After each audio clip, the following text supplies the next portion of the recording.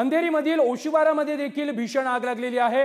ओशिवारातील furniture मार्केटला ही आग लागलेली आहे। फर्निचरची 10 ते 12 दुकानं या आगीमध्ये जळून खाक झालेली आहेत। ही आग विझवण्याचे प्रयत्न सध्या अग्निशमन दलाकडून सुरू आहेत। या संदर्भात अधिक माहिती देत आहेत आमचे प्रतिनिधी वैभव घाट। वैभव, मुंबईमध्ये 2 आगीच्या घटना घडलेल्या आहेत, एक अंधेरीमध्ये आणि एक जोगेश्वरीमध्ये। या दोन्ही आगींवरती आता नियंत्रण मिळवण्यात आलंय का?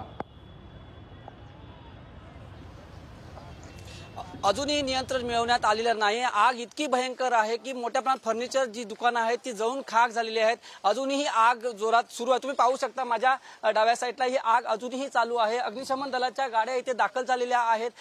ही जी आग लागली ही 12 सिलेंडरचा स्फोट झाला आणि त्याच उद्देशाने ही आग लागली। आग मात्र इतकी भयंकर आहे। अग्निशमन दलाच्या गाड्या इथे दाखल झालेल्या आहेत। शर्थीचे प्रयत्न सुरू आहेत आग विझवण्याचे।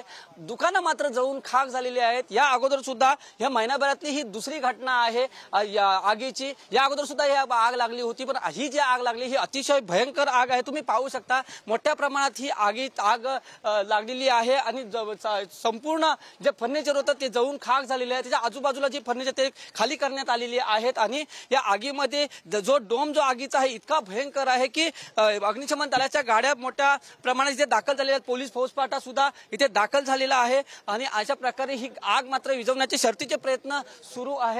आग मात्र इतकी भयंकर आहे की भरपूर प्रमाणात इथे नुकसान झालेलं आहे। कोणतीही जीवितहानी झालेली नाही, परंतु फर्निचर मात्र मोठ्या प्रमाणात इथे जळून खाक झालेला आहे। ही आग जी लागल्यापासून सकाळी 11 साडे11च्या दरम्यान ही आग लागलेली आहे आणि या आगीचे डोम जर तुम्ही पाहू शकता, हे आकाशात जे डोम जात आहेत हे मोठ्या प्रमाणात काळा धूर सुद्धा आकाशाच्या दिशेने जात आहे आणि आग मात्र मोठ्या प्रमाणात ही भडकलेली आहे। त्यामुळे ह्या आगीवरती नियंत्रण मिळवण्याचं काम आता अग्निशमन दलाचं सुरू आहे।